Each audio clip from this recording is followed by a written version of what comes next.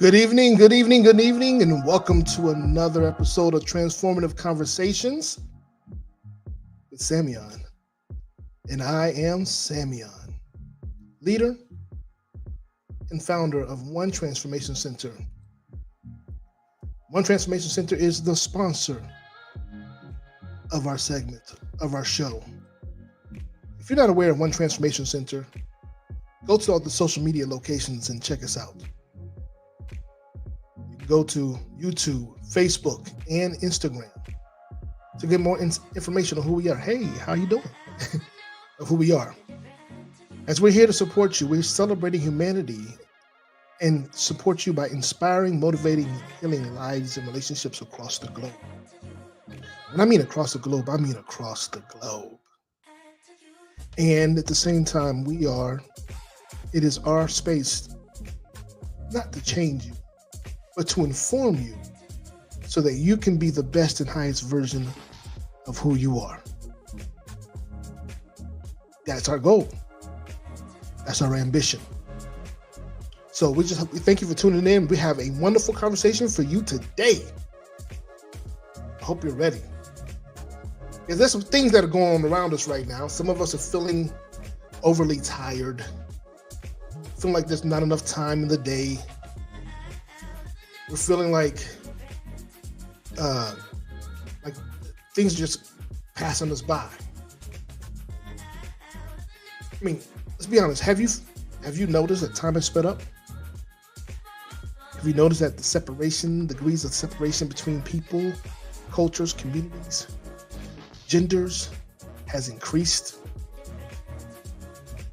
I put a phenomenal article out about this a couple of days ago. You can go to the social media, the One Transformation Center page, and check that out. But today we're going to have a discussion. We're going to have a discussion that's based upon dimensions, based on level of consciousness. Based upon our level of consciousness, where are we? We're going to talk about paradigm shifts and what does that mean? We're going to talk about and how we're experiencing paradigm shifts. How's it affecting us? Also on an individual and collective space. So good people, let's discuss this. In addition, we're also going to discuss the different levels of consciousness and get a real understanding of where we are and make the decision if that's where we really want to be at. We'll also talk about dimensions, because I'm sure you have heard about these different types of dimensions. You've heard about third dimension, fifth dimensions. What does that mean? How does that apply to us? And then where do we collectively stand, and where do we as individuals stand in that collective space? Because there's a such thing called group thought, right? There's a such thing called group thought. Just look around you. You have cliques, you have circles that connect because of the way of their similarities, of the commonalities. That's group thought. And these are pushing the narratives of our society. So how can we be a part of the positive push, the affirmative push? We're going to talk about it. And I'm going to invite you to come on and share some examples, some experiences. But before we get into that deep part of the conversation, I want to open up the room right quick. Do something different. I'm going to open up the room right quick. Because there's a young lady who I spoke with yesterday. And I want her to come on and share with an experience she just had that ties in directly with this conversation. So I'm going to drop the link. See if I can find where I'm dropping it at. In the comments. Here we go. I'm going to drop the link right here. Just click on it. You don't have to show your face. And we're going to have this conversation. All right? This is our show. This is our time. This is an opportunity for us to come together and just communicate. For those who aren't aware of who I am, let me give you a little bit of information who I am. Just a little bit. Told you that I am the founder of One Transformation Center. But let's get a little deeper into that, if you don't mind. Let's get a little deeper into that. Who is Sameon? Who is Sameon? Let's find out.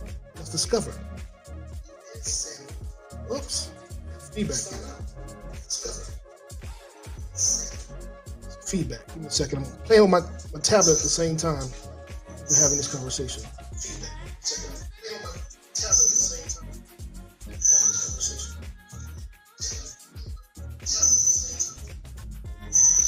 Ooh, won't let me do what I need to do. Let's stop that. Did it work?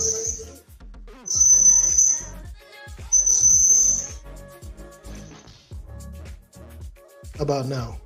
Oh, that's so much better. Okay. So who is Sameon? Well, I'm a coach. Well, I've been a coach and I've spoken. I'm a transformation leader. Been a transformation leader for a long time. And I'm widely popular and well respected, right? But I spread a message. I lead with spreading a message, a destiny-changing message of self reinvention through one-on-one sessions and group dynamic sessions. And through my years of personal life experiences, I've pulled from a treasure trove full of pearls of wisdom that's allowed me to dedicate my life to sharing with the world. So in the course of this one-on-one broadcast, or whether it's addressing a broad range of topics and from how to permanently overcome racism and victimization to the process of healing, dealing with internal and external conflict, balancing our powerful internal energies, learning to truly love ourselves even after experiencing extremely painful and abusive life encounters. So I'm just here to be a service to the people. That's who I am. That's all I am. That's all I am. I'm here to love all you. So yeah, if you're in the chat, come on up, young lady, Ebony. Yeah, I called you out. You don't have to show your face. Just come up. I want you to share that story with those of us who are listening, whether live or on the replay. Share that story with us. I believe it'll be truly a blessing to us, especially in regards to our conversation tonight. If not, I'm just going to go ahead and get into it. Go ahead and get into it. So let's talk about this paradigm shift. Let's talk about this paradigm shift. Are you familiar with what a paradigm shift is, people? You've been experiencing it. Don't even know it, do you? It's been something that's happening all around you and within you the entire time. Yet, okay, she says she's backstage. I don't see her.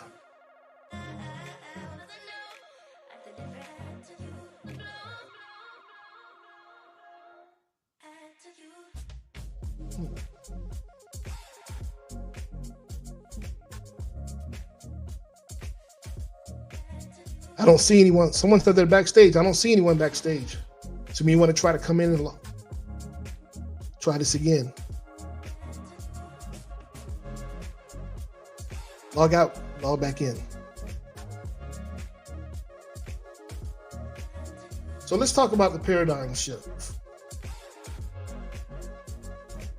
What does that mean? What's the definition of a paradigm shift? It's really a concept in philosophy of science, and which is introduced and brought into the common lexicon by the American philosopher Thomas Kuhn. And it basically is a fundamental change in the concepts of who we are. So let's give an example. So it says it's a fundamental change in approach or underlying assumptions. Examples of a paradigm shift are movements. So like things move. It's quantum physics, really, is what it is. It's when things are shifting all around you, whether you are in agreement or not. You know, there's several times when we've seen paradigm shifts. We've seen it with regards to consciousness, especially. When there was a time that we moved from slavery to emancipation, paradigm shift. There was a paradigm shift that happened in 2000. We thought the world was coming to an end. With Y2K, there was a paradigm shift that occurred there. Paradigm shifts are occurring in your life. It's just, these are things that shift, things that no longer are relevant in your life, that shift from one space to another. And it absolutely happens for your best and highest good. It's just a matter of if you are on board, if you're in a space of allowance or resistance. And so it's just basically a shift when I see you now. The dominant paradigm under which normal science operates and renders. It's all about the group of ideas. It's that group thought space. It's that group thought space. Shifting in the way that we're thinking, in the way that we're showing up, the way that we're being, the way that we see the world. That's a paradigm shift. Really. I'm just going to be simplistic with it. It's a shift in the way that we're thinking, the way that we're being, the way that we're operating, the way that we see the world. Point blank simple. All right, let's get Ebony here so she can share this wonderful story with us.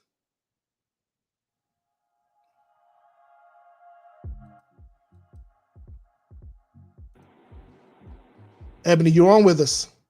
Good evening. Good evening to you. How are you? I'm doing great. How about yourself?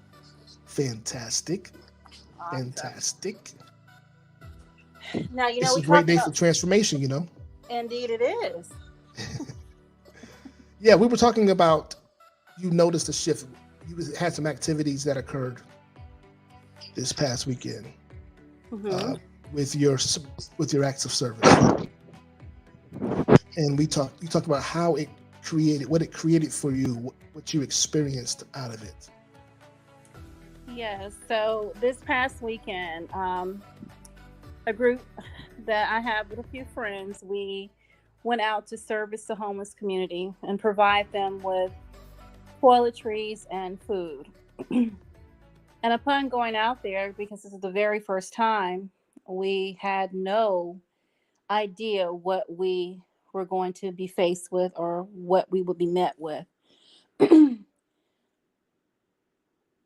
It was amazing. The gratitude of the people was just astounding. And coming away from that, I felt it was addictive. And that's the word I use, addictive. Mm-hmm.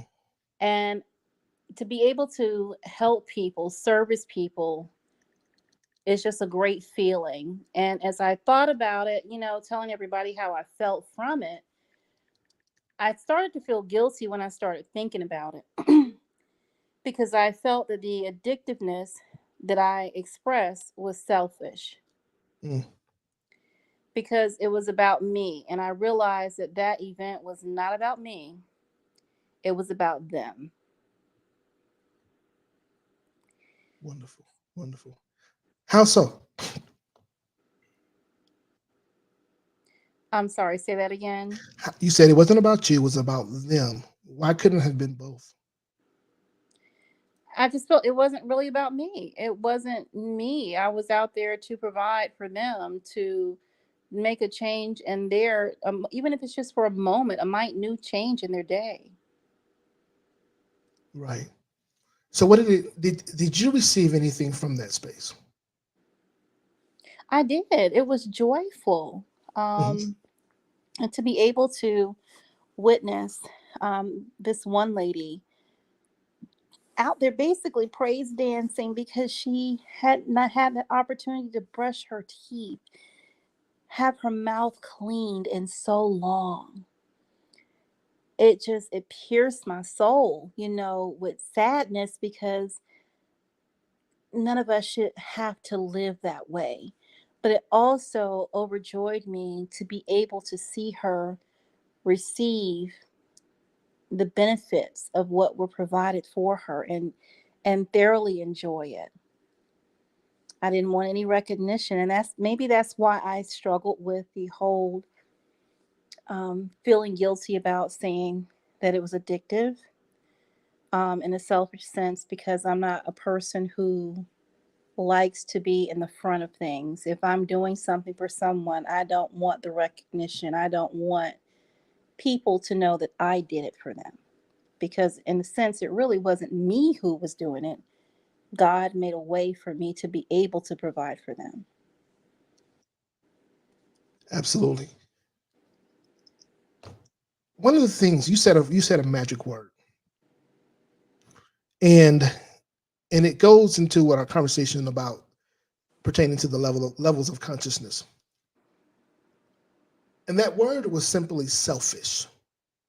Mm-hmm. And that word has really been has created a very negative underlying message, has attached itself to a negative underlying message, even though it has some duality to it, right? Mm-hmm. Because if you really just break down the word selfish, it really means taking care of oneself. And the reality is, whose responsibility more than you is it to take care of yourself?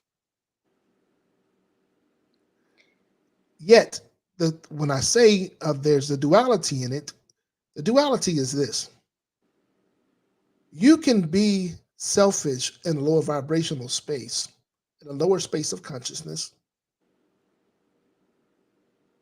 because you want to get something out of it. You intentionally do it to get something out of it, right? I'm intentionally doing this so I can get recognition. I'm intentionally doing this so that I can receive something in return, right? That particular instance, no, that was not for me. Which means that you weren't doing it from a space of ego. And when I hear you say that you didn't want to take, you didn't want it to be about you, what I'm hearing you say is you didn't want it to be an ego based experience. Absolutely. No, I did not. And so anything that is not an ego based experience means that it is a God centered experience. And so you can be selfish in that space because as you give, you shall receive. Hmm. But you're not giving from a space of the need to receive something. You're giving from the space of just being a giver. Right. But in return, it's like a boomerang. What you put out comes back. I got you. And so one of the things that I've been cautioned with and that I caution others about is not taking ownership or accountability for your experience, for your participation. Yes, it is the energy and essence of God, which you are in alignment with because you are an extension reflection thereof, right? Right. So you can also take credit. You can also give yourself some appreciation for agreeing to participate, for being in alignment with God's will. Never looked at it like that.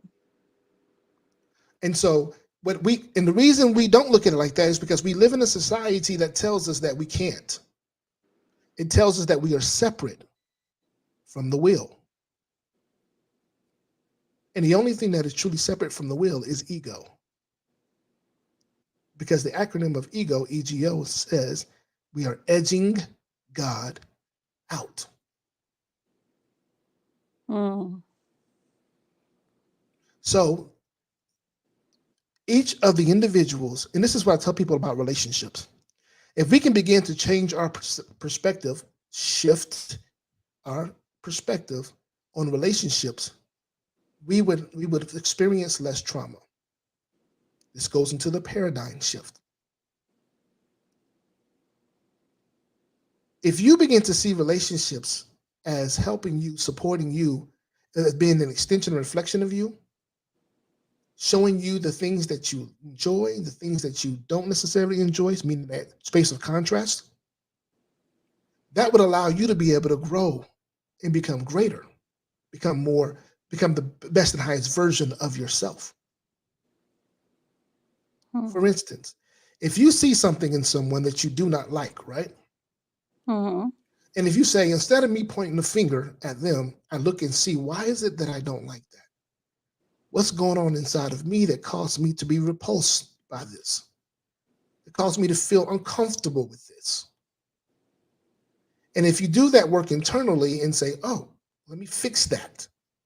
If you look at that as simply being a reflection of something that you didn't see before, and you begin to make that shift now, are you not in a better space than you were previously? Yeah, you would be. Does it not support you in your growth and evolution?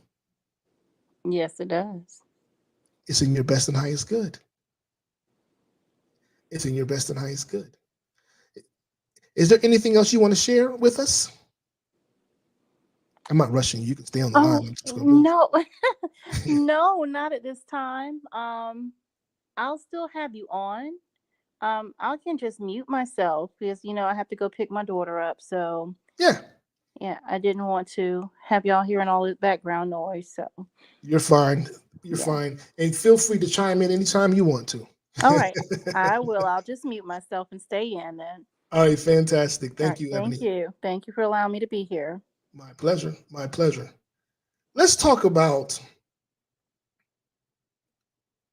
let's talk about these levels of consciousness. We can talk about 7 different levels. The first level, which many of us can identify with, 7 being the highest, 1 being the lowest. Many of us can identify with this. As a matter of fact, I think Destiny Child wrote a song about this. If I've thought about it, I would have did a little clip and played it. Said, I'm a survivor. Level 1. Put a 1 in the chat if you know about what it feels like to be a survivor. Because the first level of consciousness is survival. You're just surviving. You're just surviving. Now, what does that mean? It simply means that there is, uh, let's talk about some positive attributes of survival. Some positive attributes of survival are health, physical fitness, nutrition, financial stability. Those are survival. Some negative attributes of survival would be potentially limiting. Let's talk about the potentially limiting. Let's only call them negative. Say potentially limiting attributes or values of survival are control.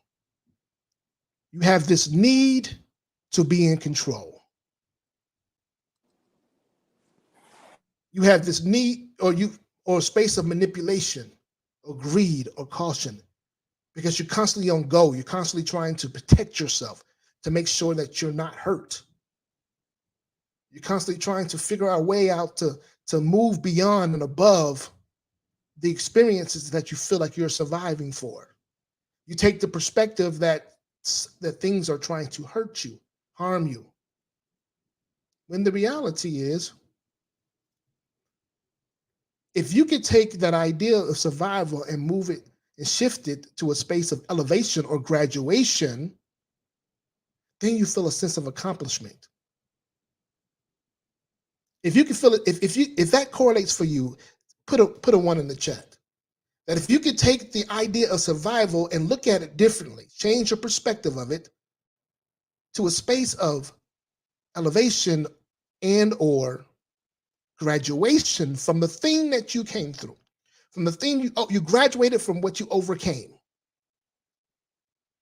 Because I guarantee you, if you can move your mindset from a space of victimization into becoming victorious, then you can see the value that existed in the experience, the circumstance, and situation that you feel like you have survived. So that's survival. Now, let me ask you, being in a consummate state of survival, does it give you a sense of freedom?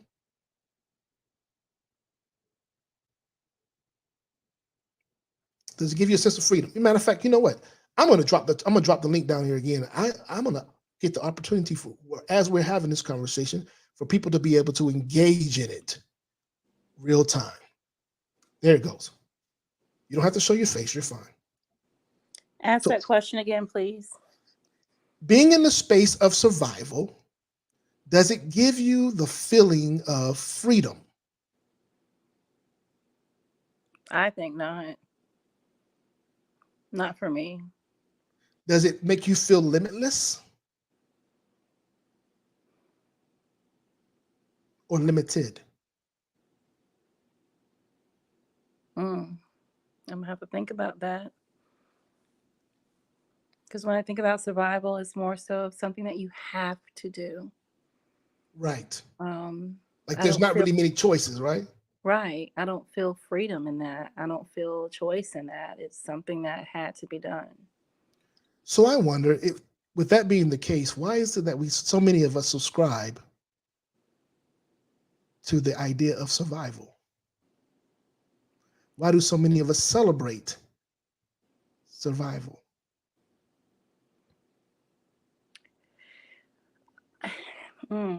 I think that because there are obstacles, survival is not easy. It's not something that everyone can do. Excuse me. So let's just say, had a conversation, with this elderly lady, and she trying to assist her with, setting up her login to be able to log onto the website for the healthcare.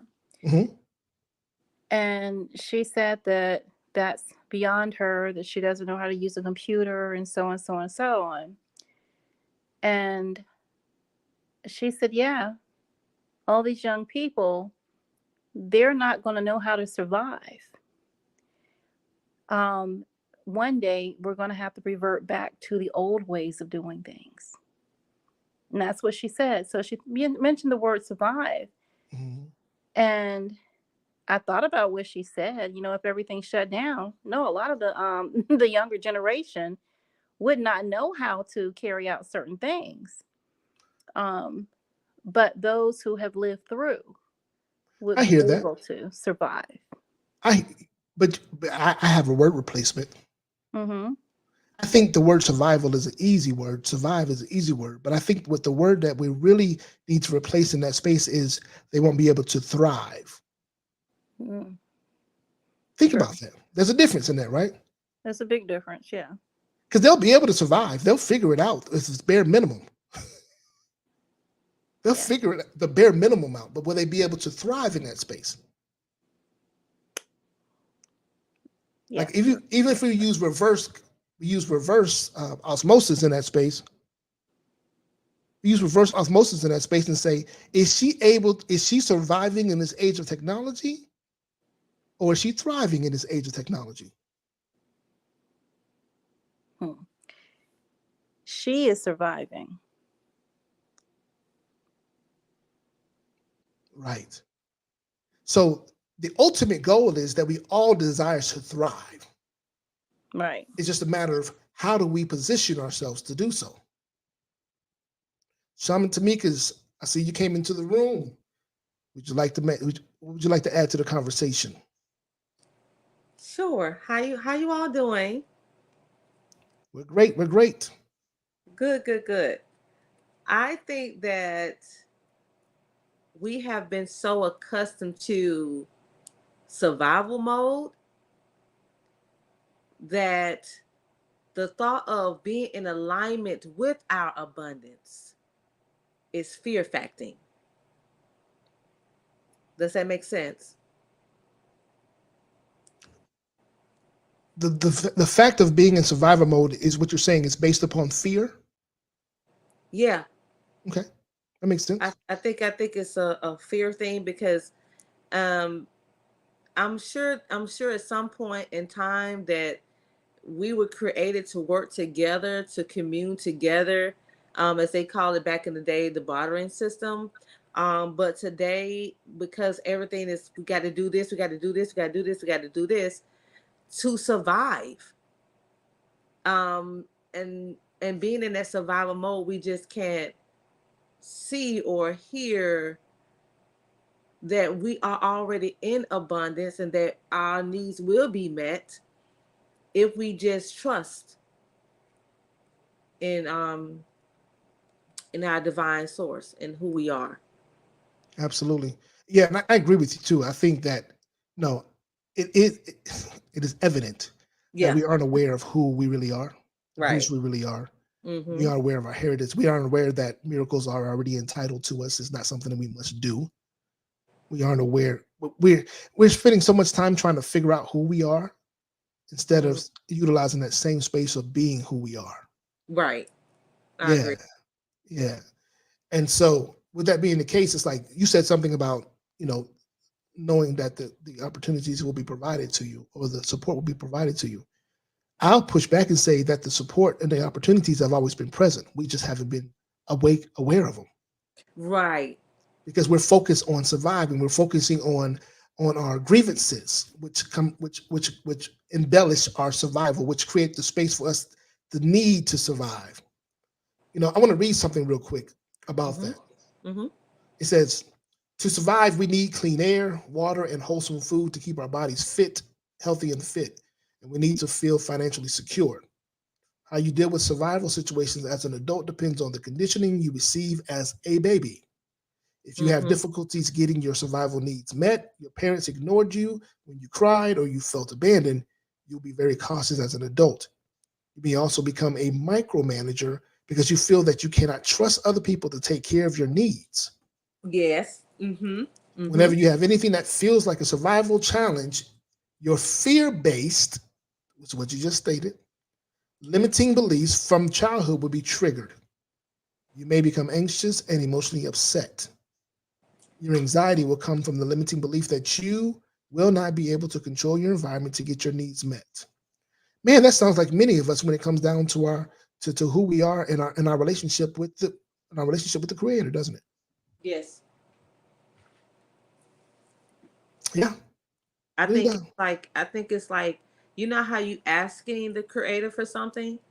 Like like if we go in a time of sorrow or worry or the case and we're asking for something, but it's like, okay, I'm asking, but you taking too long. Mm, And so the oh God, you taking too long. Like I need it right now, but you taking too long. And I look at the fact that because we are so impatiently waiting for the right time that it's supposed to come, that we're not acknowledging the prayer that we just asked. Like we just asked, but you're having some break. was Your phone is breaking up somehow. okay. Can you hear me now? We hear you. It's just there's a staticky noise in the background. Oh, okay. What about now? Still there. I don't have anything open. Yeah, it's just a staticky noise of some sort. All right, try now. Okay, is that better? Nope, it's still there. You may have to try. Oh. You may have to log out, come back in. Let's try this again.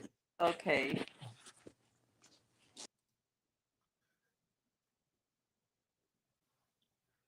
Let's give her a moment to come back in. Um, but yes, so that's like many of us when we find ourselves trying to control our situation, trying to control our outcomes, trying to control our experiences, attempting to control everything that happens around us. And then we find out that we have amassed so much stress and tension upon ourselves. And we begin to wear it. We see it in our weight gains, we see it in our health, we see it in the distancing that we create in our relationships, the challenges that we create around us. And all we have to simply do is just let go and say, you know what? God, you're in control. You're in control. I'm gonna trust you. Guide me. Um, and so um, I'm sorry, I have another contributor who wants to come in. Give me a moment. But yeah, so and there's some things that are gonna be triggering to us. But the question is like, do we?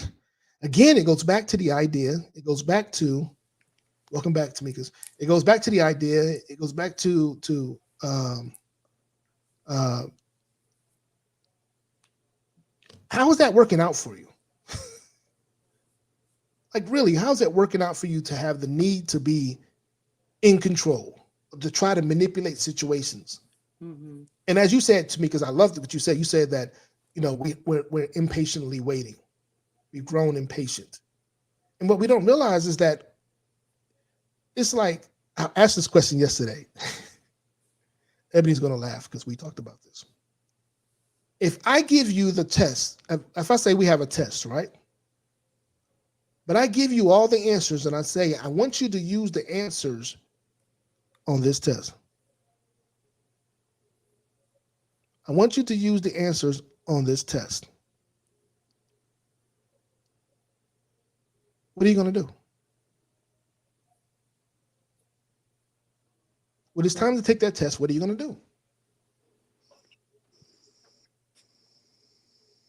Go ahead and give them the full scenario, the options. They can use your answers or they can what? Okay, you can use your answers, or you can trust yourself that you already know the answers and that you can do without the answers. I would Like say trust myself. you trust yourself? I would say trust myself to know the answers because. How about you, chat? What would you do? Go ahead, because I'm listening. Oh no, I was just saying. Because I would say because if you're giving it to me, I can't learn that way. I can't. The whole object of taking the test is like I've used everything I've read, I've studied, and so here's the final test to trust what I know within myself, what that answer is. And a lot of times we find the answers in the question. so let me ask you a question. Why is it that we have to be so complex?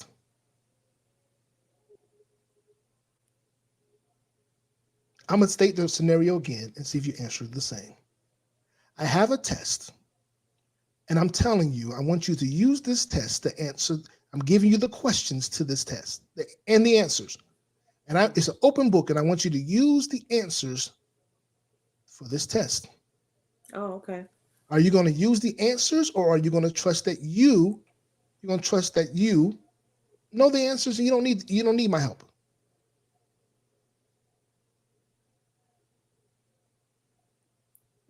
I mean, if you're giving it to me, you're helping me. So I'm going to take the help. Nah, your first answer was you don't trust yourself. I'm gonna tell you what I told him. I guess because I had to hear it again. What did you tell me, Ebony? I told you I'm gonna look it up myself. Right. Look it up, yeah. And that's exactly what we do with the creator.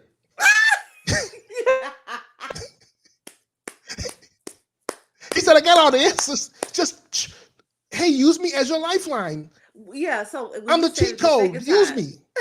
Right. So as you said it the second time, I said, okay, well, shoot, I'm taking advantage of the help there because I guess when you said it the first time, I didn't hear what you said at the beginning. Yeah, you were listening from a space of ego. No, I didn't hear what you. I just heard give the answers, the test. Yeah. I was just hearing all of that. So I was like, wait a second, I don't want you to give me nothing. But I said, wait a second. Wait a minute, you don't want me to do what? I said, wait a second. I don't. What you mean? I don't So want I you to had do to. what? I I said I don't want you to give me the answers, Oh, okay. but I had to realize what you said. The So is same. that not ego? It is ego, but I heard it when you said it the first time. I didn't catch all of it, so I caught the end of it. So I was like, why would I want to cheat? I could just whatever. Oh, But then but then when you said it again, I said, oh no, you're helping me, so I'm going to take the help. and that's I, exactly what God is. Right, The help. right. We're being given all of the help. Matter of fact, God said, I'll take the test for you. What you doing? Right, exactly. He's like, no, you can't do that. I have to do it myself. Mm. And he says, oh, okay. Well, do it yourself. Yeah, that works for you. yeah, he You're got me right. with it last night because I said I'm gonna look him up myself because I don't trust.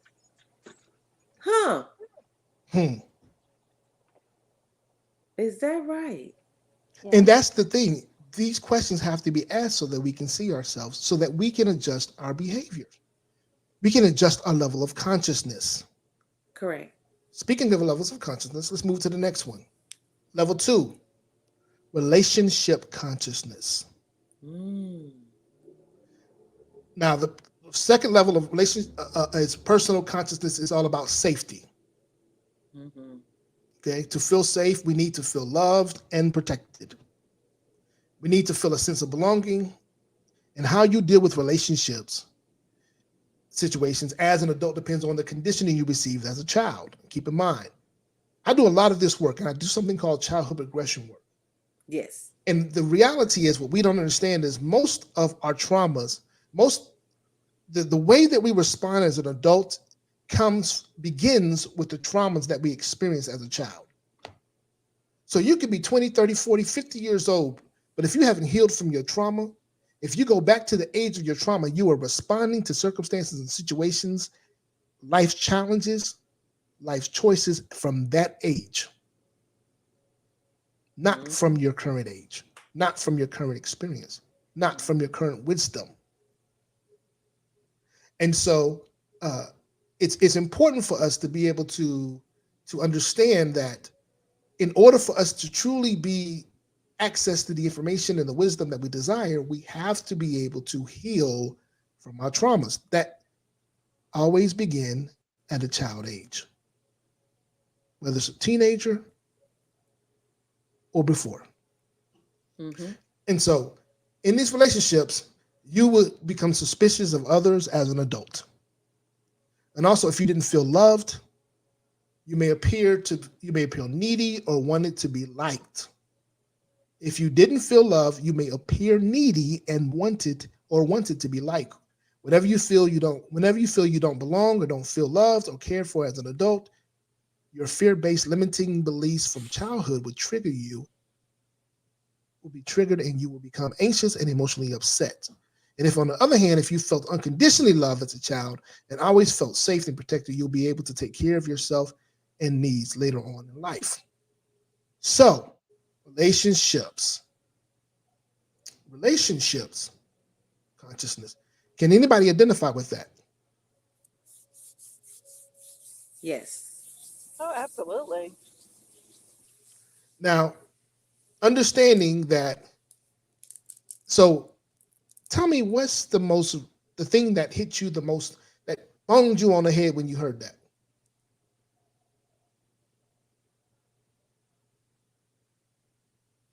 Anyone? About the. About relationship consciousness and the and how you may show up in relationships and what relationship consciousness means that you want to feel safe, you need to feel protected and loved, so on and so forth. Do you feel loved and protected now? Yes. Ebony, do you feel loved and protected? Chat, do you feel loved and protected now?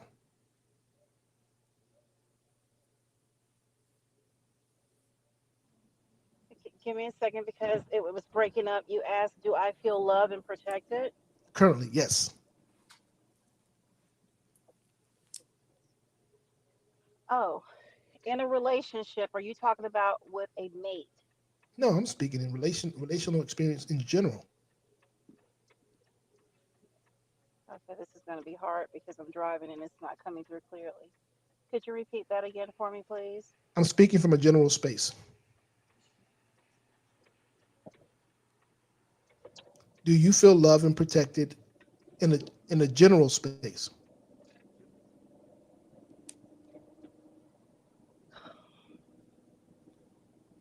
Let me think on that, Okay.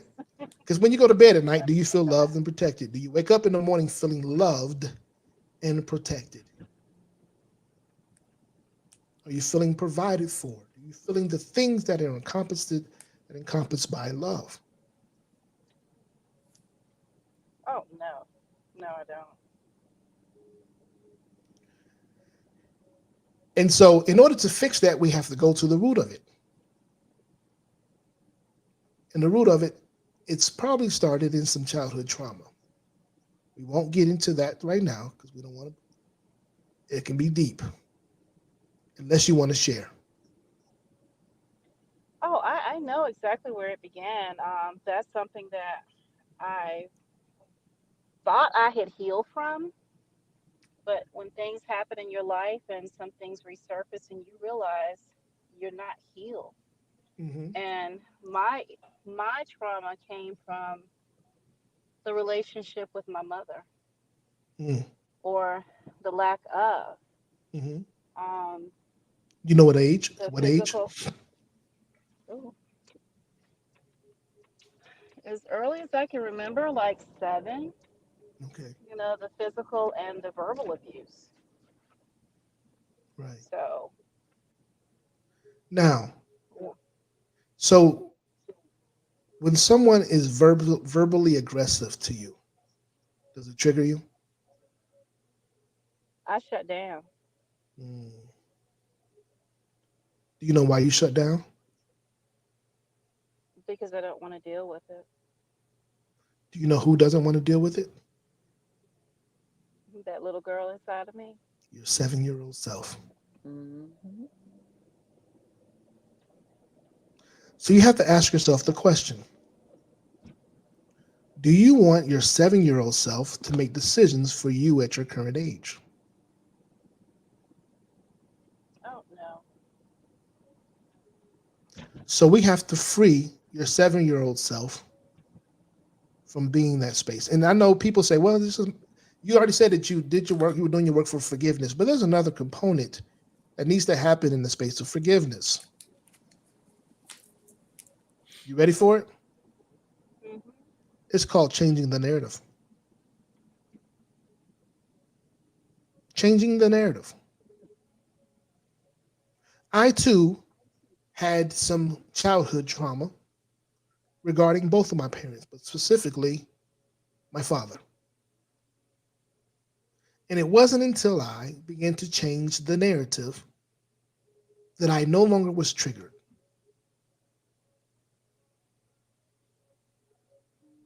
Tamikas, do you have anything you would like to contribute to that? Yes. Well, first of all, I want to say thank you for assisting me with my childhood trauma. I didn't realize what that was when I was sitting in front of my teen-year-old self. The memories of what I experienced as a child, and then realized that I was making those decisions in my adult self until you put that out. So, as a child, being the being the oldest of brothers, if I felt like I didn't get the opportunity to be a child, and I was always a mother before I was a mother to my own children. So the thought of one day, right, wanting to do what I wanted to do, um, was shunned upon. I mean, like, you can't do that, you can't do this, you can't do that, and I just felt like I was just so deprived of wanting to be a child and not being in that space to do so. So I understand about relationships and how some of those things can trigger over into relationships, and not just with your partner, but people that you encounter on a daily basis, and how you respond to certain things, and those things tend to trigger what happened to you when you were younger. Absolutely. And it also contributes to, like you said, it contributes to your relationship and how you respond in relationships, Mm-hmm. and what type of relationships you're looking for or you attract. Correct. You know, if you're moving from that 7 year old space that wants to be saved, or that 13-year old space that wants to be saved, who feels like they need to be coddled or feel like they need to be validated, then that's what you're going to look for in your relationships. Right. And then you have to ask yourself, if you were in a relationship with someone, would you want them to have that, to bear that responsibility of having to validate you every moment? Well, I think that, well, this is my honest opinion. I mean, if we know what we know today, is that I think that it's important to get counseling before you enter a relationship with anyone, because it depends on, they might have some traumas and triggers too. Yes, both sides. And Mm-hmm. then now you're leaning on each other Mm-hmm. to heal each other. To heal each other. That's where that whole concept of coming, oh, this with 50-50, you bring 50 and I bring 50 and we're good. No, everybody has to be 100.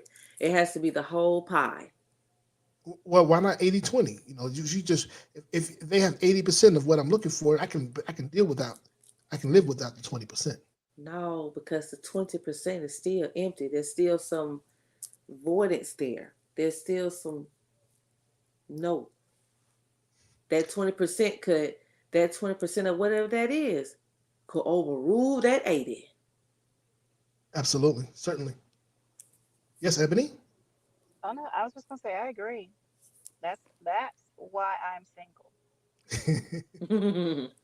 That is why I'm single. I have to Yep. work out. I have to work on me. I have to Right. get me to a healthy space before I could even enter a relationship and have the expectations of it being healthy. Right. Exactly. And once you do, as a matter of fact, I challenged my sister. I don't know if she's listening, but I challenged her today.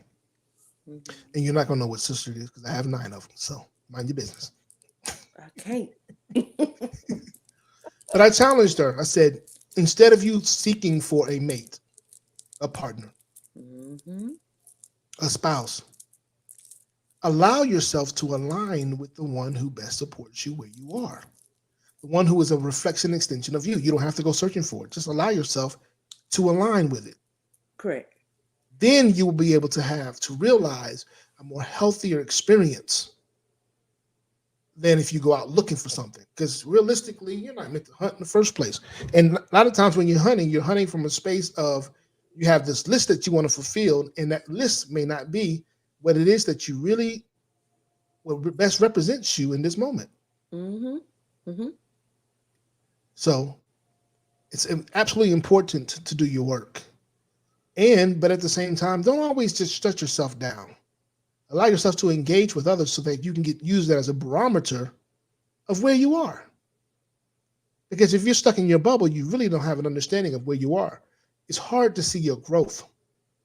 But if you're relating to others and you get to see others and how they show up, that gives you the opportunity to experience yourself or to view yourself from a non-biased space. Hmm. Well, I know Anybody I have need a lot anything of else? work. I like my bubble. I ain't gonna lie. It's peaceful here. Look, I love my peaceful. Peace is important for me. I totally agree. I do not like the chaos. I will do anything and everything I can to avoid chaos. I love peace.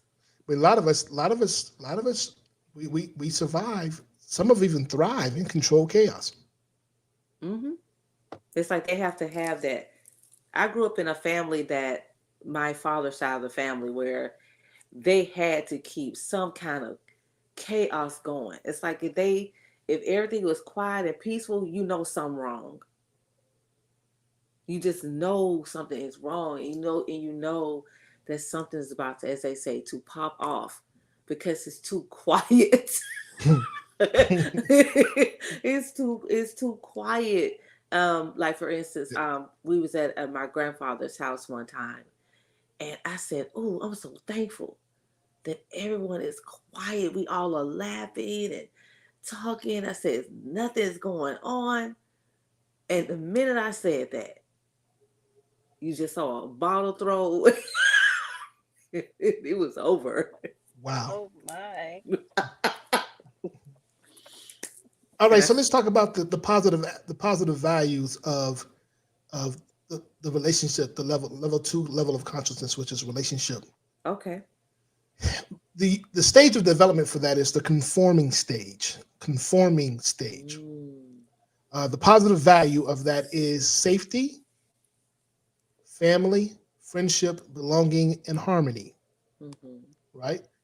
Then now the potentially limiting values or attributes of it are being liked, people pleasing, mm-hmm, blame, mm-hmm, jealousy, and revenge. mm-hmm. Mm. So if you see yourself in any one of those, I say seek help because that's not where you want to live. Past tense, I was like that. I I was was, I was someone Right. who was a people pleaser. I definitely will say that. yeah, I was a people pleaser as well. I don't know if I really blamed anyone. I used to take responsibility for myself. I would blame myself to make other people feel comfortable. So I can do. I would choose to be the bad guy, the villain, just so that other people wouldn't have to be. I didn't experience that. That's not my experience. Yeah, I didn't I do The would go out of jealousy. my blaming. Or way. I didn't do the I blaming thing. just like your way, Ebony. No, I just go above and beyond. To I would give you my last, knowing it would put me in a certain predicament, just so that you would be okay. Okay, now Um, Ebony, I I agree. I was that way as well. Hmm. hmm People pleasing. I yeah, I was a people pleaser, but when I realized that I was the one always dealing with the hurt, I stopped Mm-hmm. that. Absolutely. Mm-hmm. Mm-hmm. It took me a while to get there, Hmm. but I stopped that. And I will not be honest. I'm not like that with everyone. I'm like that with my children. I'm Mm. still that way with my kids. So, be it good or bad, and I haven't figured it out yet, I'm still that way with them. I will Mm-hmm. inconvenience myself so that they are okay and are happy. How's that working out for you? Mm, it's frustrating sometimes, It's frustrating but all the time to me. well, I just, I have the three kids. My son doesn't live here. He doesn't bother me about anything. Hmm. My older daughter, and it's not really a bother because I, I, I reared my children without a lot of help, Hmm. and just and I'm sorry, you say your name. How do you say your name, ma'am? Oh, Shaman Tamika's? Shaman Tamikas. Okay, just like you, I had to basically raise my brother. I'm 7 years older than my brother. That's when a lot of my trauma started. And Mm-hmm. my mom worked overnight. So I was always the one who had to take care of him.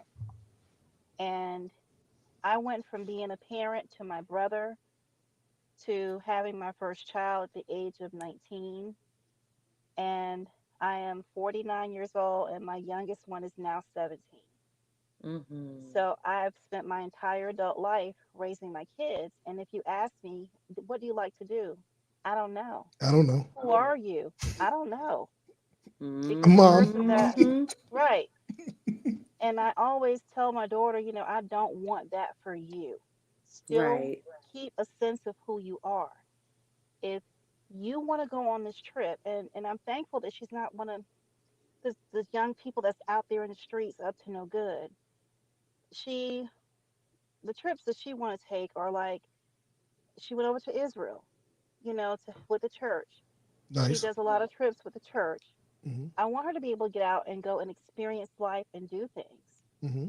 So bring the baby to me. I'll keep her. Sometimes she'll just say, "Hey, mom, I want to go out with my friends," but she lets me know in advance. But I will, for the sake of her being able to not be me at the age of 49 and not know who she is, I will put off what I have to do. I will inconvenience myself so that she will have that opportunity. Mm. Okay, I have a question for So, you. hmm At the sake of you not being you at the age of 49, how are you going to be different? I have no idea. Because you do realize that you're being that 7-year-old who's raising your brother at 49. Mm, Mm-hmm. mm, And I can speak to that because at the age of 13, I'm the oldest of 11 children, but 10 of my mother and father had 10 children together. mm-hmm, I always was responsible for my siblings. That's part of being the eldest. However, at the same time, at the age of 13, my father and mother divorced, and I became the man of the house. So now I was helping my mother raise my siblings. That's all that I knew. Let me tell you how that affected me, though. Like you, I didn't have my son at 19, I had him at 20, my first child. But the only relationships that I was interested in were ones that who had children. I felt like they were more responsible. They had more on the line. They can understand and relate. I could relate to them better because I didn't know what it meant to be not raised children. So that adversely affected the type of relationships that I would attract and that I would agree to be in. I didn't get the chance to really experience what single life was. Even when I was in the military, now I had fun now. But I was involved with a woman, engaged to a woman who had a child who ended up having my son. I was making decisions as a 13-year-old in my 20s, Mm. in my 30s, and darn near my 40s. And it wasn't until I had a conversation with my 13-year-old self and I listened to him and I took that responsibility away from him and gave him the ability to go and be a child, that I was able to make better decisions with relationships, able to enjoy just a little bit of what it meant to be single. But I already had kids. So I still didn't have the freedom that I would like to have. But now, as a father of four, two adults, two teenagers, I realize I allow them to have their experiences while at the same time having my own. I don't allow their experiences to convolute or dismiss or minimize my own. But that came by way of me doing my childhood regression work. So we can go deeper into that, but let's move on to the next point. Level 3, which is the stage of which is differentiating. The stage of development is differentiating. Level 3 of the third level of consciousness is self-esteem. Now, the positive values of self-esteem are security, recognition, Mm. positive self-image, self-esteem, confidence. The potentially limiting values are arrogance, pride, conceit, superiority, discriminations. Now, let's have a conversation about self-esteem real quick. Let me read this. The third level of personal consciousness is about feeling secure in your community. To feel secure, we need to feel accepted and respected by our peers and recognized by those in positions of authority. How you deal with self-esteem challenges as an adult depends on the conditioning you received as a teenager. If you had difficulty getting your security needs met during the differentiating stage of development, you will lack confidence as an adult. Ooh, this is good for us parents. When you don't feel good enough, you, your fear-based limiting beliefs from your teenage years will be triggered, and you may become anxious and emotionally upset. If, on the other hand, you were acknowledged and recognized for who you were as a teenager, if you always felt accepted and had a good relationship with your parents, peers, and authority figures, you will be able to handle your security needs later on in life.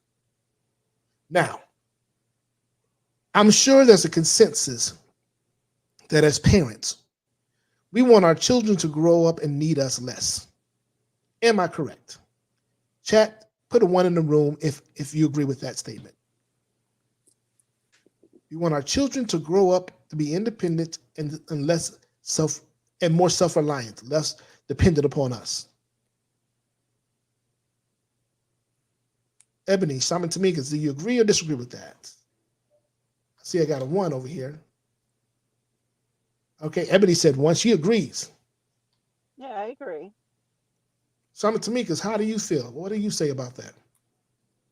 I agree. Okay. Well, it's important too because the reality is now we have to ask ourselves, man, did we receive that as children? What are your levels of self-esteem? Oh man, my self-esteem is a 10, always 100. Well, did you feel validated as a kid?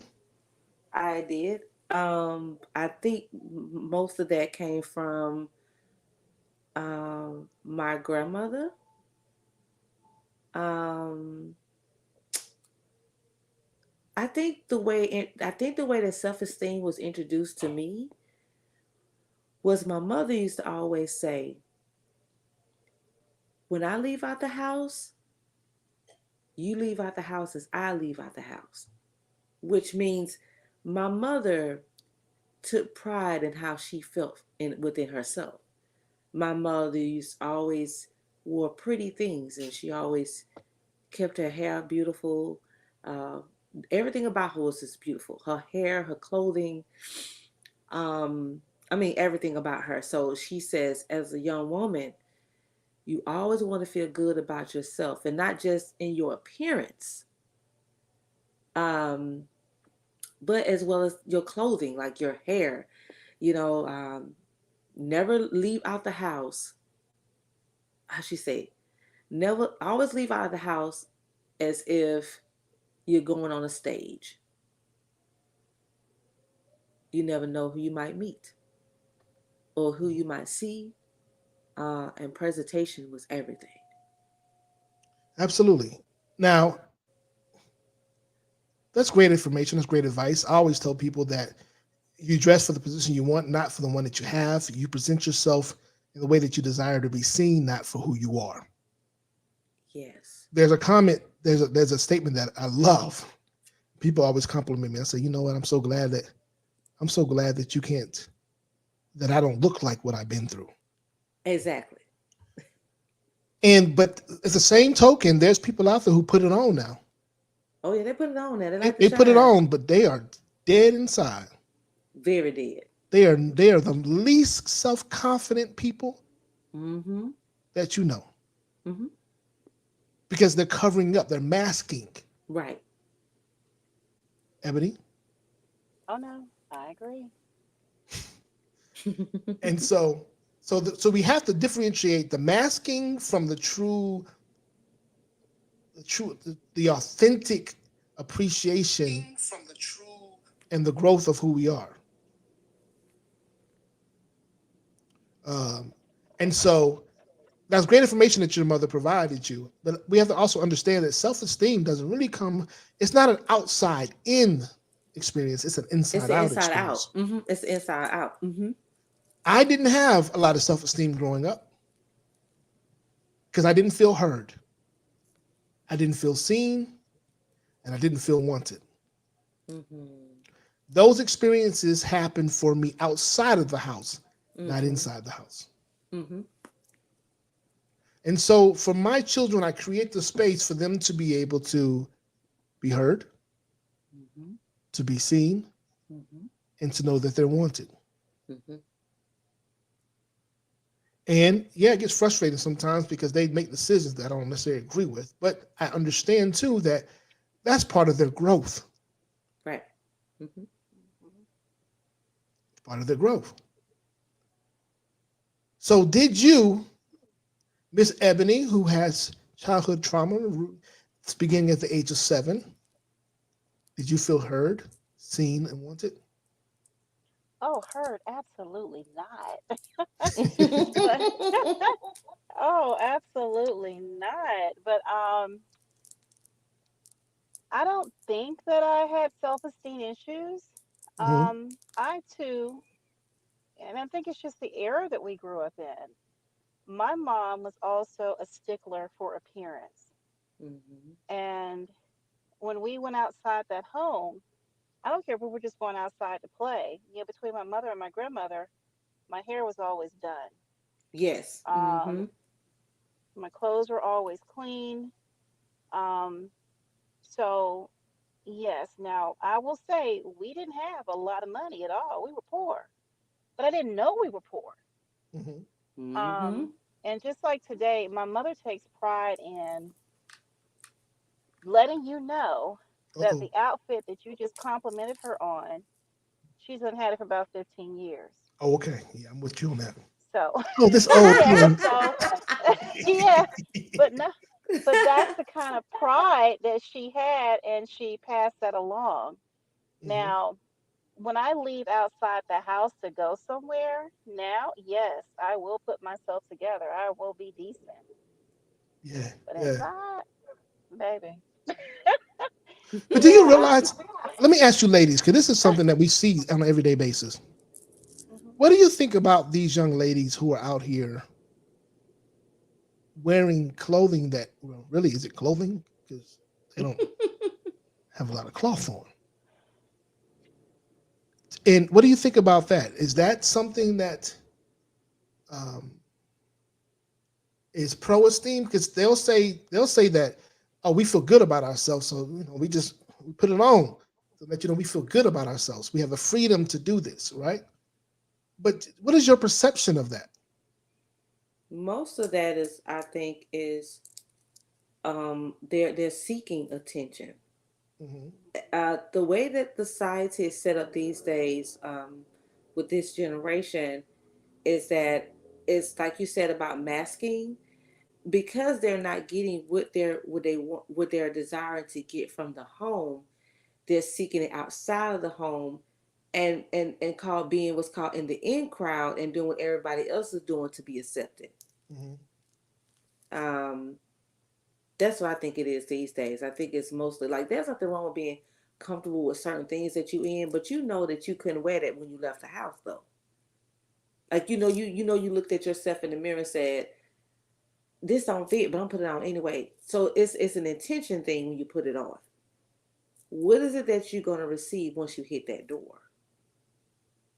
Yeah, what's the objective? What's the objective? Yeah, it's about the objective, because my mom used to always say, "Don't ever wear red lipstick, because red lipstick is a representation for prostitutes." Mm. Like that the only people that could wear red lipstick were prostitutes. Well, there was a time that was the Yeah. the group thought. Yeah. If it Yeah. wasn't red lipstick, it was fuchsia. But I just believe that it was. I think it's right now. It's a social thing about being confident. But think about this: if they are really confident, then why would they put on lace front wigs and long eyelashes um that natural beauty. To me, self-esteem is all about how you look within yourself too. It begins with inside. It begins inside. Hmm. It begins with self. Let me ask you this, and let me preface it with this, Okay. ladies. I am an ally. I am a girl dad. I am most of my siblings are girls. I have 9 sisters and just 2 boys. Most of my friends, my greatest friends, are females. My greatest heroes and the women that I look up to, there's one of them in this chat right now, are women.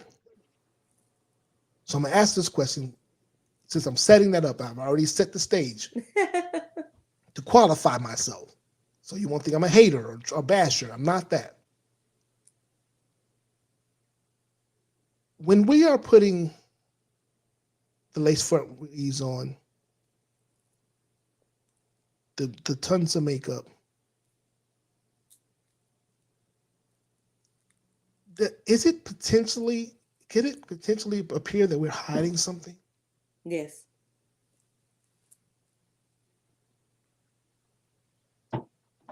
Ebony? I kind of sit on the fence with that because I'm not one who wears them. Hmm. Um, but my daughters do. Um, and they have a head full of hair. Yeah. So is it because it's because it's easier to do it, or is it because I want to present myself in a certain way? For my youngest one, it's because she wants to present herself in a certain way Mm, that Mm. she doesn't know how to do her natural hair. right. Um, so it's easier for her to do, the wig or the braids. Hmm. Um, and the same with my older daughter. They they take care of their hair underneath, but they just prefer to put on the hat, as I call Mm-hmm. it, as opposed to handling their own hair. Now, I'm not gonna lie, because my hair is natural. It's a piece of work. It is a piece of work. But I don't think that Mine too, girl. everyone, Mine too. It's a piece of work. I don't think that everyone is trying to mask something. Hmm. Um, I do And I'm believe speaking there more are about the those makeup people. than I am the hair, though. Right. It's the makeup thing. Well, Because I've seen some things that I'm saying, oh, you a lie. well, If yeah, and if I guess I can if only, yeah, yeah, if that ain't I can if only, if that ain't catfishing, I don't know what that is. yeah, I can only speak from the experiences that I am close to. But yeah, I do understand and be yourself, you know. And sometimes I'll tell Kennedy, why do you gotta And know wear that that's makeup? enough. Yeah, and she has a mixture of it both. Some days she'll get up and she'll put it on, some days she won't.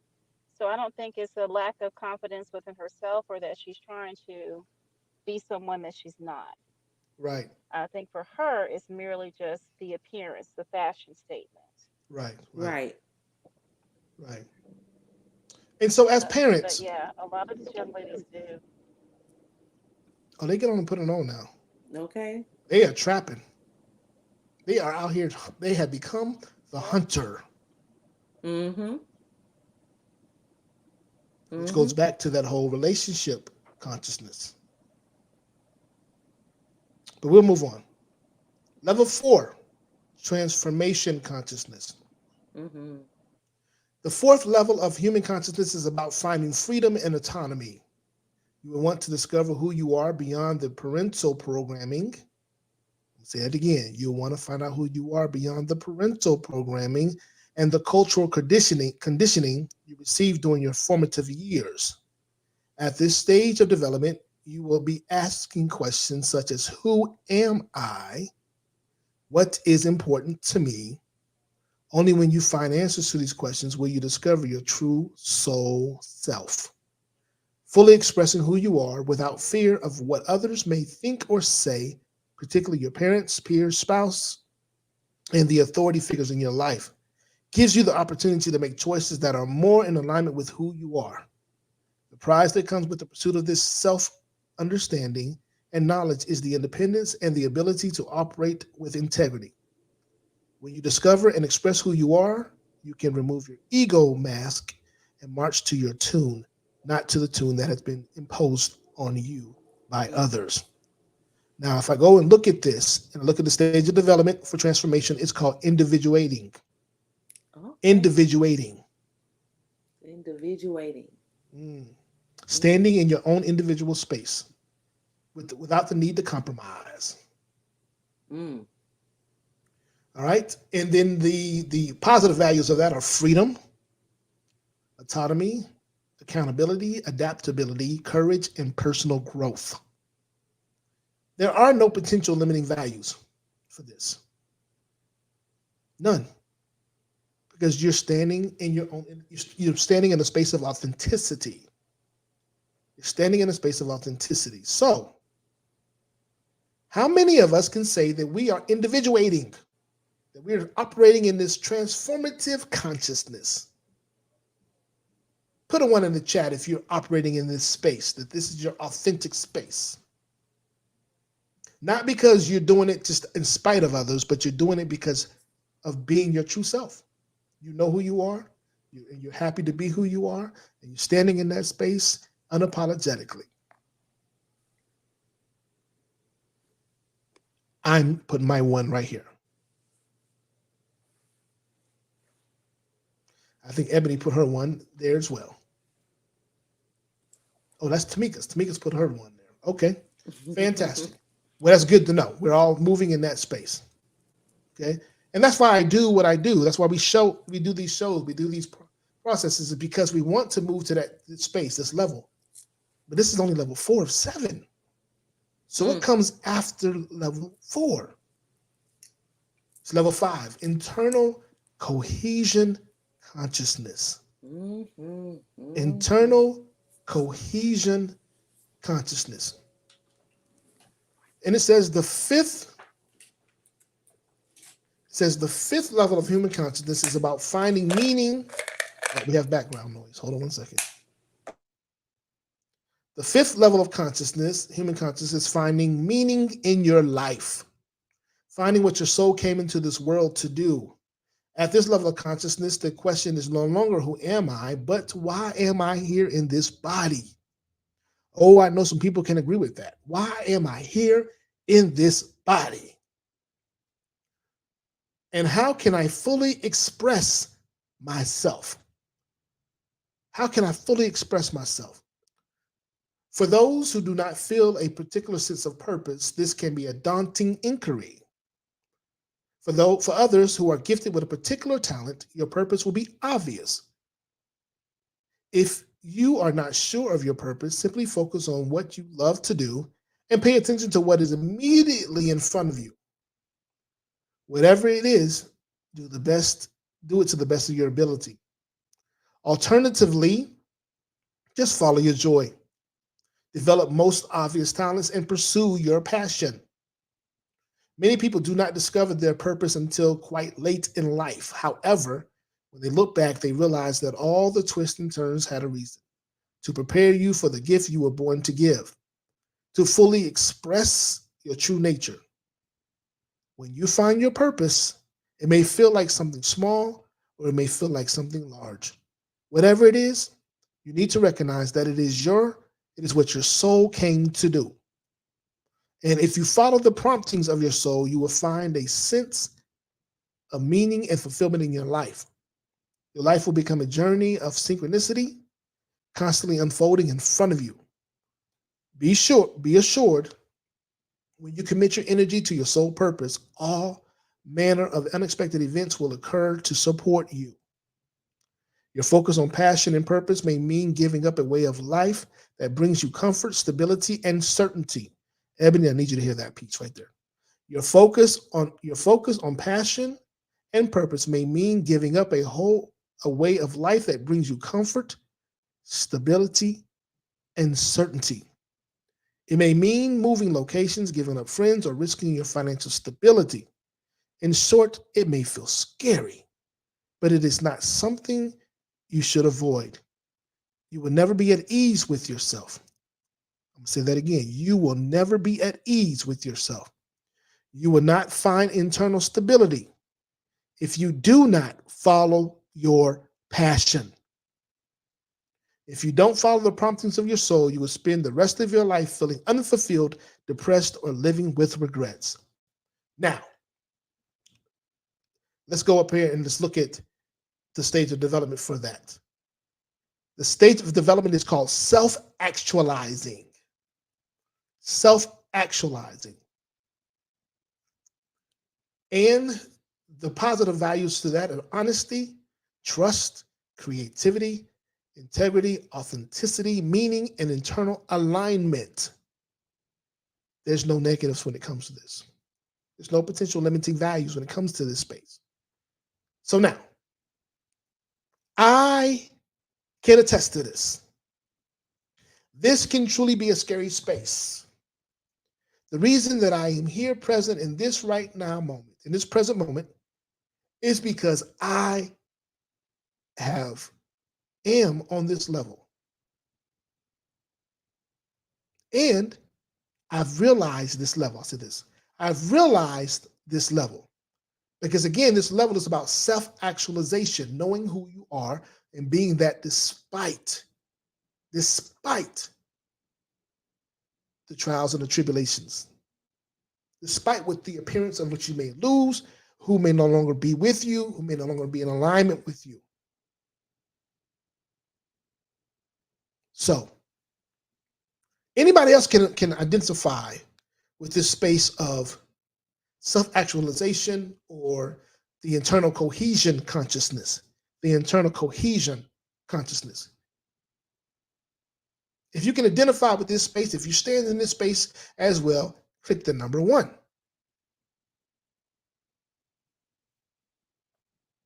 The internal cohesion.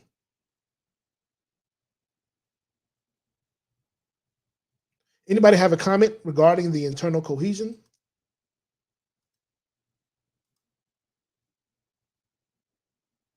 All righty. No, I just came on to say no, I don't have a comment. I'm still marinating on what you just said. Well, that's a lot to marinate on, isn't it? Yes, it is. But there's freedom in this space. There's freedom. But you have reached the level of self-actualization. I mean, you're truly living your purpose. You're on purpose. You're on purpose. I can honestly say that who I am today, I love my purpose. I love why I'm here. I say it every day. I love my life. I love my purpose. I love my gifts, and how I utilize it to assist others. And yes, as they say, when you elevate in that, then the people that were around you, they're no longer on that level anymore. Or as someone used to say, doesn't it feel lonely at the top? And I say, no, not really, because when you're up here, you're being realigned with the people that's gonna be up there with you. Indeed. Indeed. Indeed. Indeed. And like I said, it says, be assured when you commit your energy to your sole purpose, all manner of unexpected events will occur to support you. Hence the reason in the morning at 6 a.m. Eastern Standard Time throughout the week, and on the weekdays at 8 a.m., we do the Oath of Manifestation. And it talks about the unexpected. Aligning with your unexpected money, unexpected love, unexpected passion, unexpected blessings, unexpected miracles, unexpected opportunities, aligning with those things. And that's because you're moving to the space, to the 5th level of consciousness out of 7. Now, what I want to add to this thing too about purpose, And I think Ebony, we talked about this yesterday. About purpose. If you find yourself asking, what is my purpose? You're out of alignment. You're out of alignment. And what I mean by that is this. If you understand that you are a spiritual being having a human experience and that you are an extension and reflection of God, then you are merely a light. Your purpose is to go out and be that extension and reflection in your unique way. There's a unique gift and talent that's been provided to you that would allow you to be the light to the world so that people can see the energy and essence of God through you, that they can experience heaven through you. So people say, well, how do I find my purpose? The best way to find your purpose is simple. Reconnect with God. So let me give this example that Ebony's going to love. So we're on our telephones and we're talking, right? We're engaged in this conversation right now. And you find this conversation highly stimulative, right? Well, matter of fact, let me do this. I'm going to bring the ladies into it. Oh, thank you. You can brought yourselves into it. Thank you. You find this conversation highly stimulative, right? If this conversation gets disconnected, what are you going to do?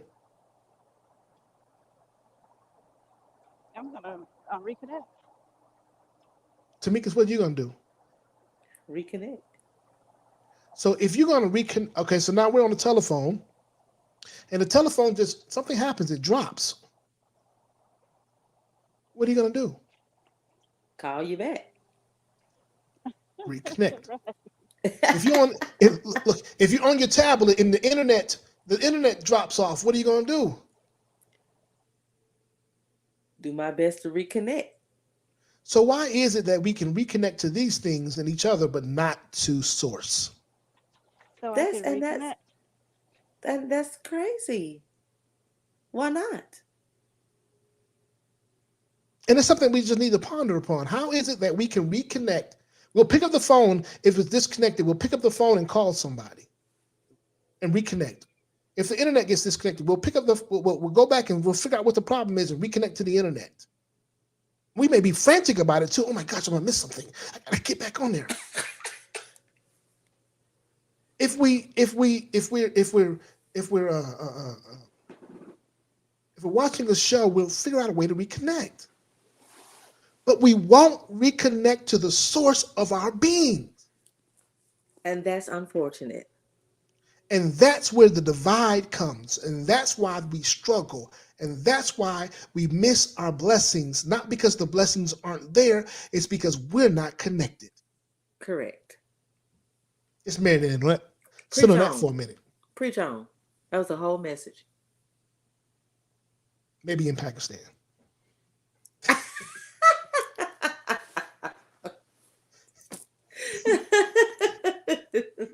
All right, level 6.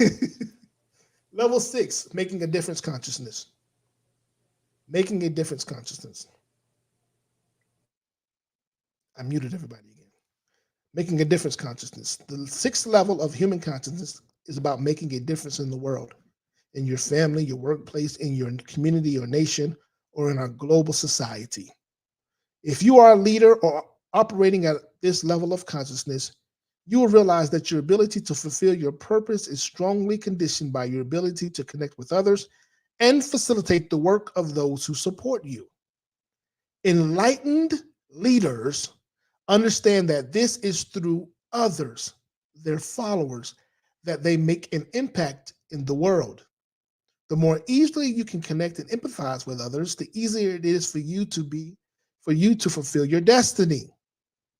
Whether you are a leader or not, making a difference always implies connecting with others in unconditional, loving relationships.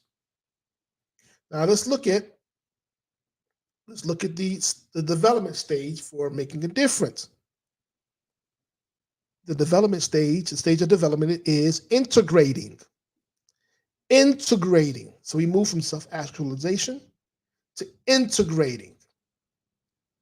And the positive attributes are collaboration, empathy, intuition, mentoring, partnering, alliances, making a difference.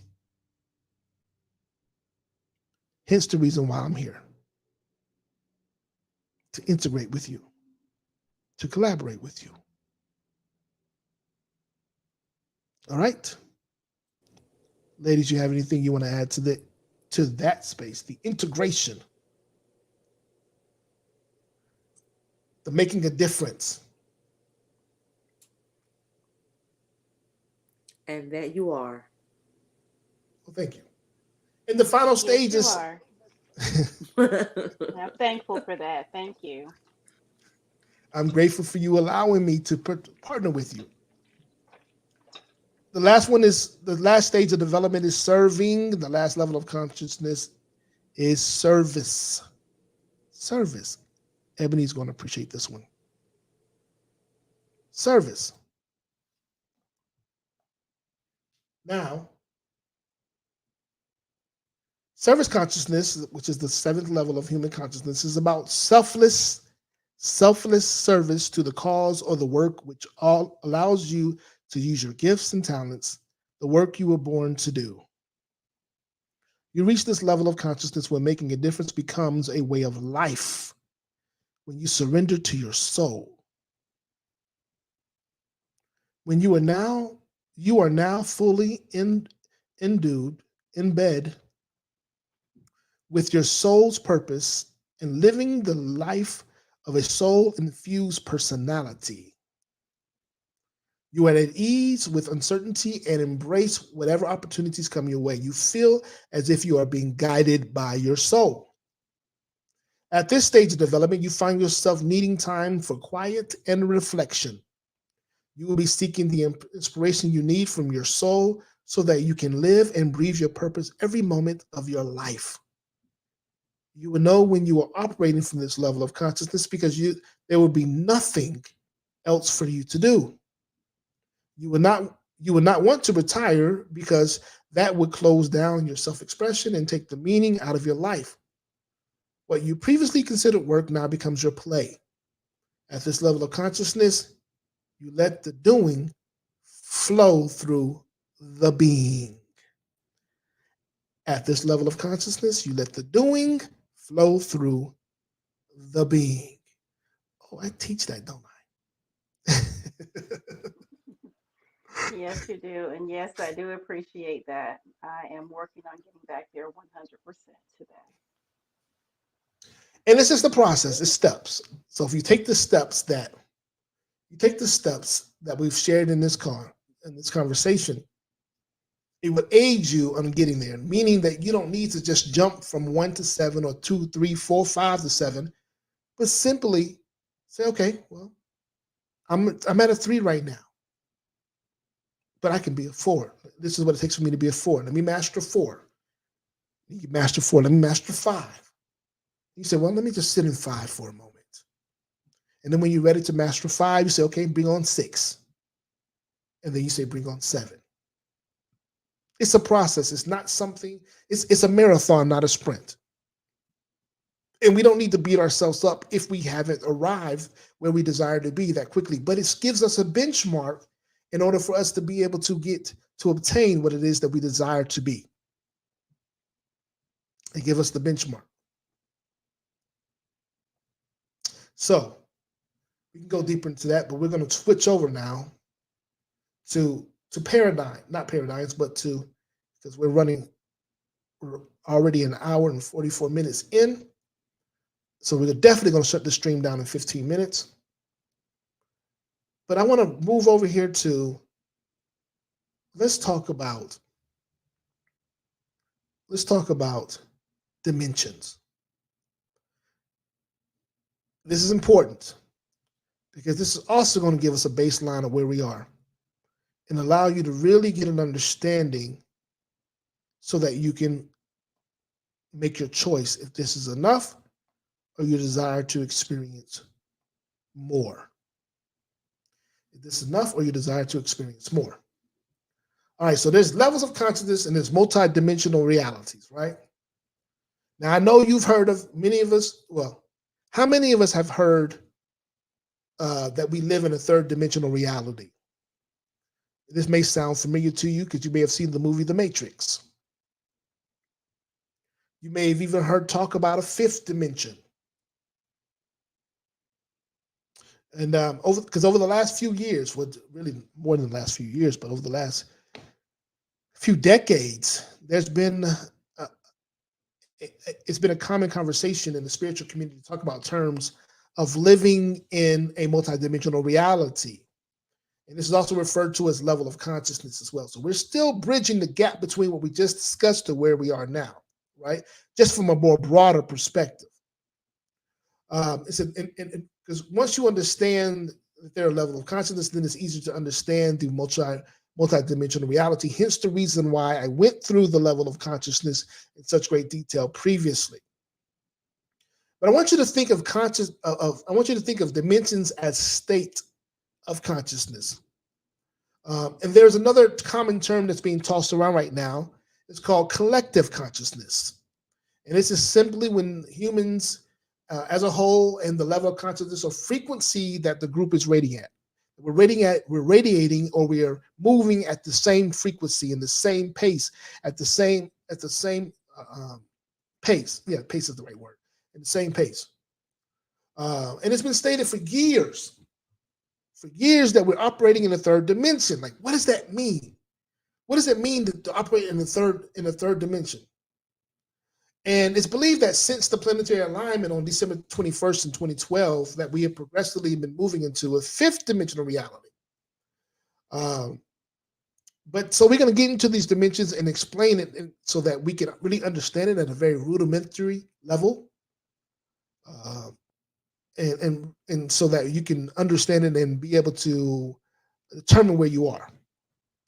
Let's begin with the third dimensional reality. And this is best stated as a duality. And this means separation and thinking. Separation and thinking, having the conscious awareness. Like everything is separate. Like you're separate from everything. If we just look at what's going on right now in our existence, I would say under the Obama theory, the Obama time period, we felt like we were growing as a collective consciousness, as a consciousness of people. We were growing and we were moving beyond the things of yesterday, right? And operating in a space that was more of a kumbaya experience, right? And then we have the age of Trump, which we blame for the divisiveness, but it existed before then. It was just quiet. He brought it to the forefront. And so what does that mean to be in a space of third dimension? So along with separation, third dimension is full of our conscious awareness resisting everything. So in the third dimension, it's about resistance. So if you're operating your life in a space of resistance, you're still in the third dimension. If you're operating your life in a space of separation, meaning that one group is better than another, we have to separate ourselves from everyone and everything, that's third dimensional thinking. The energy of the third dimension is very heavy and very dense.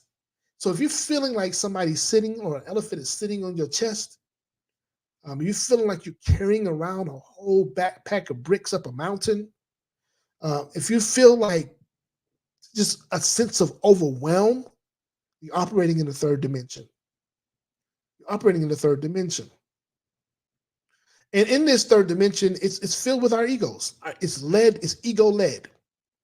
And our minds have overcome a true heartfelt emotion because it's the rational thing to do, right? But the third dimension is also ruled by fear. Look at your life, fear. Does fear rule your life?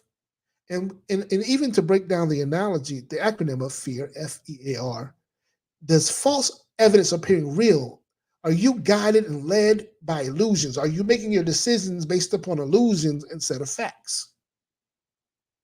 Are you telling yourself, don't do that because then this could happen? Or if I do this, there's potential of this happening, instead of allowing yourself to truly live and to be present with your experiences.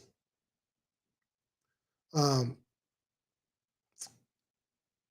because the rational part of your mind is telling us over and over again that you don't need to follow, and you can join in the common social things, whether it be home, church, work. Because think about it, a lot of the philosophies that we're carrying right now do not serve you, no longer serve you. And many of you are feeling like, man, you're feeling overwhelmed. You're feeling like you don't have any energy. You feel like there's not enough time in the day, that things are moving too fast. Case in point, let's go back to the time when you were a kid, regardless of how old you are now. Does 24 hours feel the same way that it used to feel? Does it feel like you have the same amount of time in a day that you used to have? Oh, absolutely not. And so what's happening is the earth is speeding up, but you're still stuck in the space that is no longer in alignment with the pace of the earth. The earth is operating in one dimension, the universe is operating in one dimension, and you're operating in another. And so there's this resistance that is occurring there.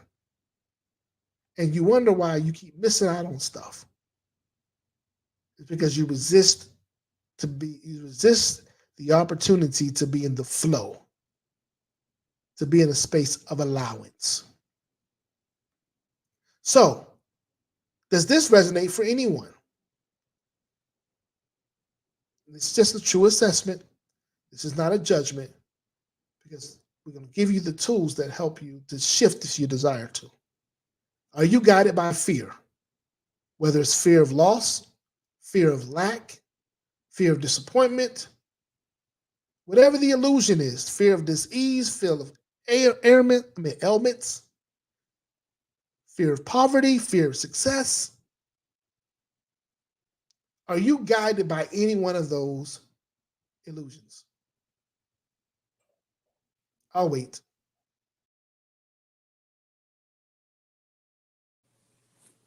No. You already know my answer. Yes.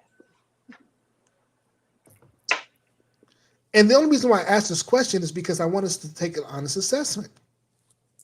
If you are, okay, now, but I'm sure you've asked the question, Ebony and others, who've answered yes to this question. I'm sure you will find that you've asked yourself, how do I change this? I don't want to live this way anymore. I desire better for myself. Right? You've asked that question before, right? Yes. And so that's why we're having this conversation, because it gives you the opportunity to know your options. So let's move to the fourth dimensional reality. In the fourth dimension, we're breaking the mode of density and moving into the heart space. Status quo doesn't feel good anymore. And in general, we start to think outside the box. We begin feeling self-love and gratitude, and it takes over our emotions. So we're not all over the place with our emotions anymore. Now we're going inside of ourselves instead of seeking for things outside of ourselves. I'm going to say that again because I may have said it a little too quickly. Now we are going out. Now we're going within ourselves instead of going outside of ourselves for validation and support. We don't want to conform anymore. In the fourth dimension, you're no longer interested in conforming, because feeling authentic is the right thing to do. Living your authentic space, your authentic nature is the right thing to do in this space, and you're not interested in residing to anything else other than that. Now, the fourth dimension is painful because you're amongst great inner change. That means you're doing your work, you're healing, and you're pulling back wounds, you're addressing wounds and pulling off scabs that didn't heal, so that you can get the proper treatment to heal them. You're recognizing that your inner demons, and you're recognizing your inner demons, and working on healing from the inside. Chaos in this is prevalent in this space because now you have a voice and a demand that you move into a more compassionate and loving space for yourself and for all. You begin to see that you're not separate, but you're more alike than different. That's one of the things about One Transformation Center. We believe that we have so much more in common than we do that separates us. And the fourth dimension is living in a state of self-awareness and clearing away negativity while beginning to see love and joy in everyone and everything. That fourth dimension is allowing you to truly be a light and see the light in others, to see God in others. All right, any questions about the fourth dimension? None at all. No. All right, fifth dimensional reality. This is where you want to be. Simply put, it's the space where unconditional love resides. Where the love reside, where the love reside, where the love reside, where the love reside. This is a space where there's no conditions on your love. Yes. This is the end of suffering, the end of fear, the end of the ego. The ego does not have any space here. There's no ego anymore. The energy of this dimension is a very high frequency of love, meaning you experience. So let me tell you about this space. In this space, you're no longer looking for love. You're no longer trying to do love. Now you've made the decision to simply be love. So in all your being, you're being love. Being love. So now every expression, every extension of you is love. Every decision you're making it from the base of love. You're allowing love to guide you, allowing love to define you, allowing love to enfold you.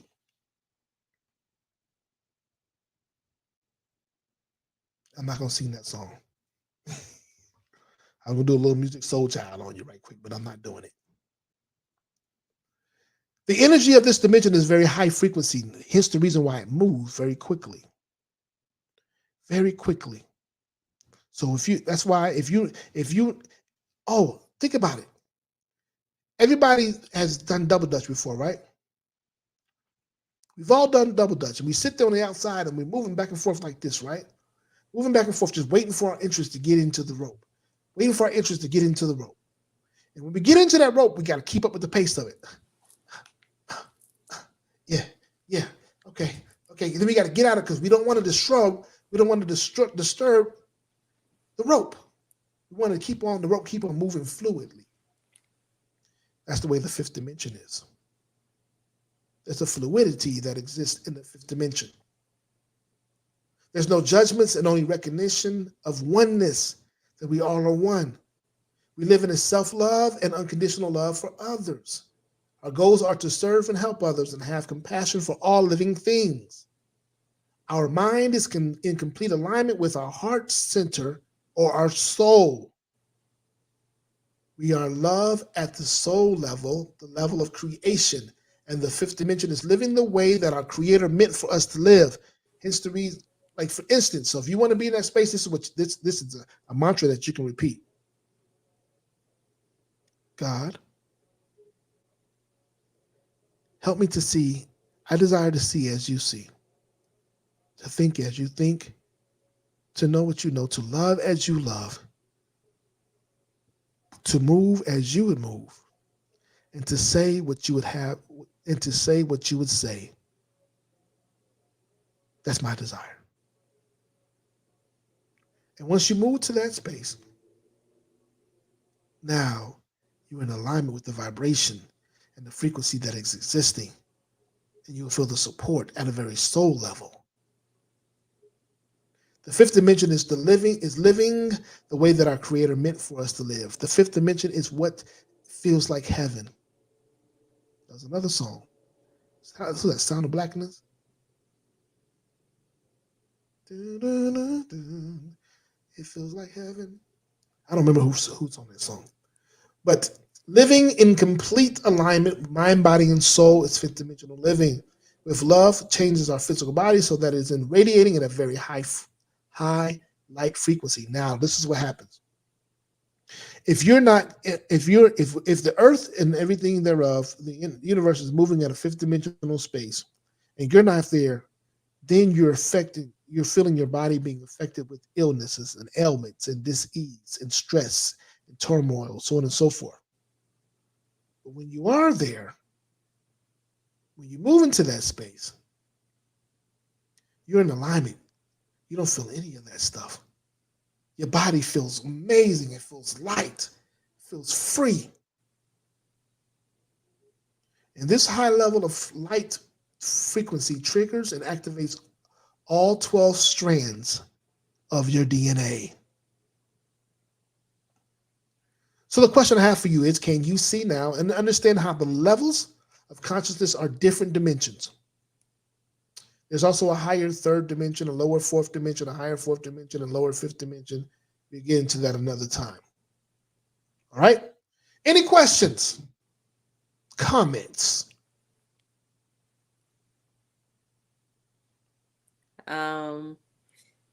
Comment. I just want to say this has been a great show this evening. These are some great conversations. And have you looking at yourself in a whole different way far as growth concerned, like from when you was younger to where you are now, and how the dimensions kind of make you aware of those consciousness and unconsciously thinking in those spaces. So if you had to ask yourself, where are you and what is your purpose, is really going back to centering yourself, asking for the help, which is source, to be realigned, to catch up, as I call it, catch up, because there are a lot of people that's still suspended in trauma, still suspended in the 3D dimension. And I think it's a matter of a choice of to elevate, to elevate, to go where the earth is shifting. Mm-hmm. Because if you're not on that, as I call it, here it is, in Little Nemo, right? If you ever seen Little Nemo, if you got little kids, you've seen Little Nemo, and he's going through Australia and they're going on the current. And the turtle says, well, dude, if you want to catch up, you got to ride the current. So, and a lot of us miss that current. And the current is here. And due to people like yourself, Sameon, that's on that wave, that's letting the people know this is how you can get started. This is where you can move to get on the current, because the current is here and the shift is happening. And if you as a person desires to elevate and move out of that trauma to grow, right? To replant yourself in rich soil, then we can ride that fifth dimension current together. Absolutely. Absolutely. And so it is. Yes. Ebony, you have anything to say? You have anything to comment on? Get ready to close out. Nothing but gratitude for you and what you're bringing forth. I will say that had I not had a conversation with you last night, um, I would probably be over here in all of my feelings, which, because it's healing that is needed. I'm one of those people who is not there. I'm working to get there. And You're not I weird. would be more than delighted to full consciousness, you know, not stuck in certain dimensions and not able to move forth. In the Matrix. Uh, yeah, Yeah, because we had a conversation last night when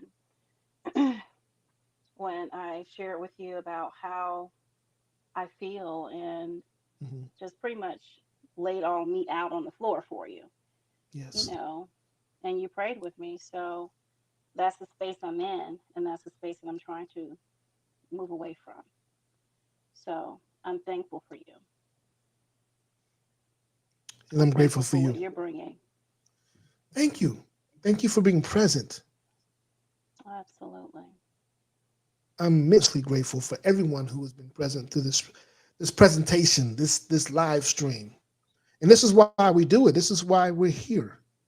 You know, it I think it was Tamika that mentioned earlier, Shaman Tamika said earlier that there's this adage that says it's lonely at the top. Only if you don't bring people with you. It's only lonely if you don't bring anyone with you. Hmm. And so that's why we set ourselves up to be able to support and be a support to other people so that we don't operate with that crab in the bucket mentality. I asked this question last week to someone. I said, why is it that the crabs continuously pull each other down? Why is it? When they can simply one gets to the top and they can hold on and bring the others up and they can climb on its Yeah. back and cross over and help each other to crawl out that bucket. Hmm. But the reason they don't do it is because they think from a limited perspective. And they don't want you to get higher than they get. Hmm. When the reality is it's freedom for everybody. How That's can we right. work collaboratively to engage and to embrace that freedom? But we live in a society that has a mindset that there are limitations. When the reality is there is more than enough for everybody, no matter how big your appetite is. And when we begin to embrace that, we begin to understand that is when we begin to really truly experience freedom. When we begin to really align with the best of who we are. We stand in that space of understanding that what is for us is for us. And so, thank you all for being with us today, taking the time to share your moments with us and to invest in your transformation. We'll be back again next week at 8 p.m. Standard Time for our Pacific. Bring somebody with you. If you used to be part of this, please go back and